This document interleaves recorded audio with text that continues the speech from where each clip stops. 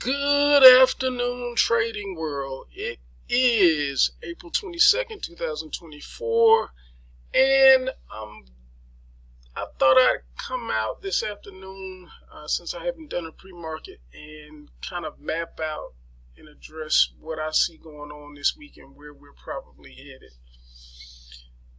The title that I had for the pre-market outlook this morning was to flush or not to flush this week, maybe next week.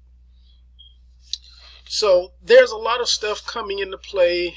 The biggest item that I'm looking for is basically a flush, and that's a big bout of angry sell side activity that we haven't seen in a long time. A flush is just kind of lets me know that most of the big wigs or professionals have sold enough of their positions to be satisfied for a while. And that's what kind of has to take place when we've had a run up like this. You have to readjust your portfolio, sell off parts to kind of readjust so that you're at your targets for where you want to be when you're in a portfolio. All right, those things that we have to look forward to, plenty of ammunition that we have to bring about a flush, and that's going to be brought to you by the earnings season. We have a lot of things coming to play this week when it comes to earnings. Most professionals don't like to sell at lows. They will dynamically hedge at lows, but exit positions at lows is a no-no. And so we've pretty much been in lows or were at lows. We've seen a lot of rotations, and that's kind of been the safety pin holding the market together. But recently I noticed a lot of professionals heading for the exits. Now, you ever wonder how to tell the difference between rotations and mass exits? Let me show you. All right, I just brought one of my side charts up. This is something that I kind of keep on another screen and kind of keep in the background and pay attention to.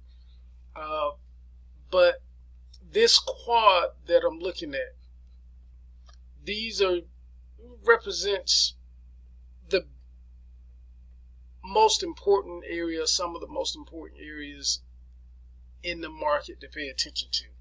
The first thing that we have is the bond market. This is the dog. This is what everyone should be paying attention to. The bond market is much larger than the U.S. stock market. People talk about the tail wagging the dog, and I feel like this is that ideal situation that they're talking about, because we pay way too much attention to the stock market, and for the stock market I'm using the SPY as the proxy. But we pay way too much attention to this when it's actually the bond market that we should be paying attention to. And quite so often we have the tail wagging the dog and instead of vice versa. But the bond market, the stock market with the SPY as the proxy, and then we have the commodities market, which I have in place, crude. I'm using the light sweet crude symbol as the commodities, and the dollar, the US dollar. Now, when it comes to value is just like energy. It is never destroyed. It basically moves around. So since value isn't really destroyed, it's very easy for us to kind of see where it moves to. And I usually keep these four items up as in a quick visual on watching how it moves. Most of the time when we have a rotation, you'll see two of these items up and maybe 2 down or 1 sideways.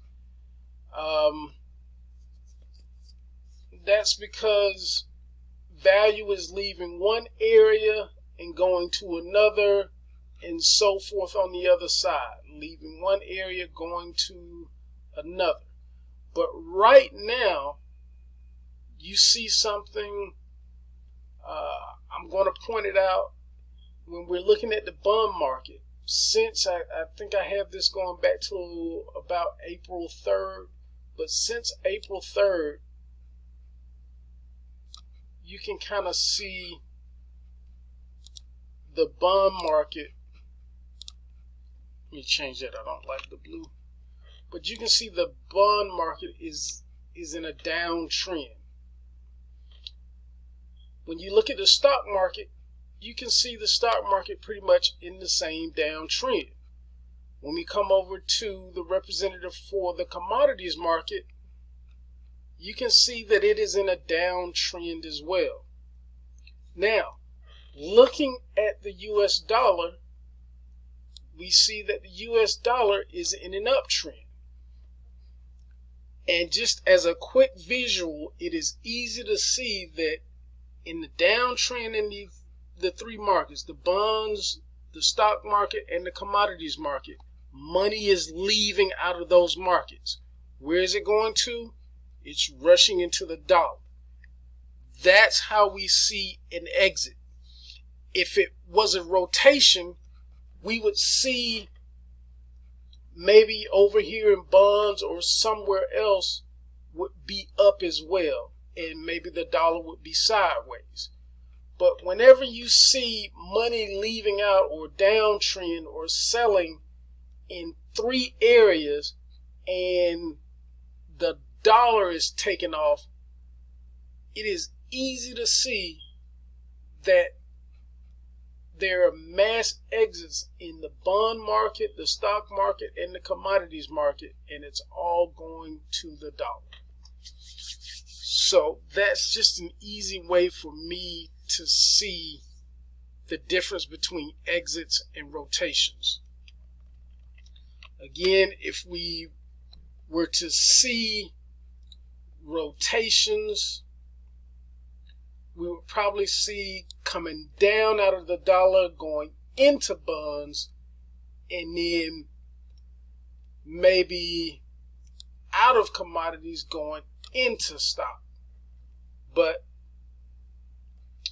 we would see two items going up and maybe another one or two items going down. So that's how a quick visual way to kind of see rotations. There are better ways to see rotations, but this is just something quick that I use. Now, when it comes to the rest of the week, all right, now getting back to the futures, and when it comes to the rest of the week, in order for things to kind of equalize and somewhat go back to normal, we will have to get a big flush. I've also mentioned to look for a bounce coming soon. I started saying that last week that I probably won't go long on this bounce, and that's simply because I don't feel like we've seen the flush that I need from the professional side or the big wigs to feel comfortable going long.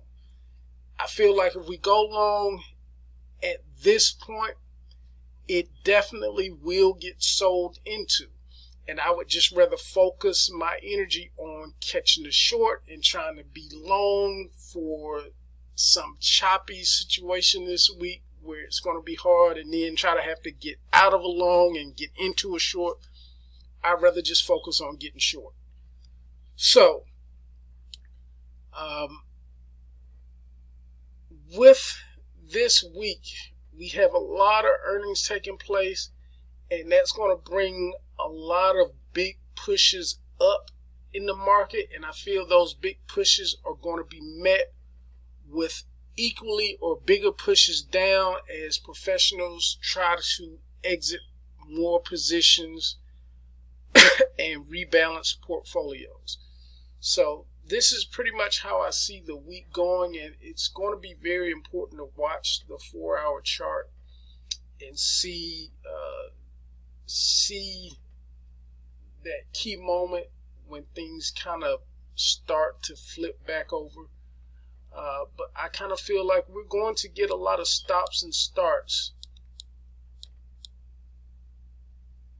throughout the week.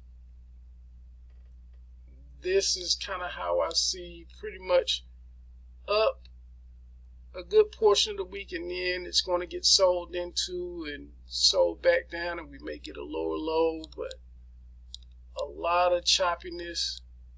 And actually overstepping my bounds here, but this is going to be key for me.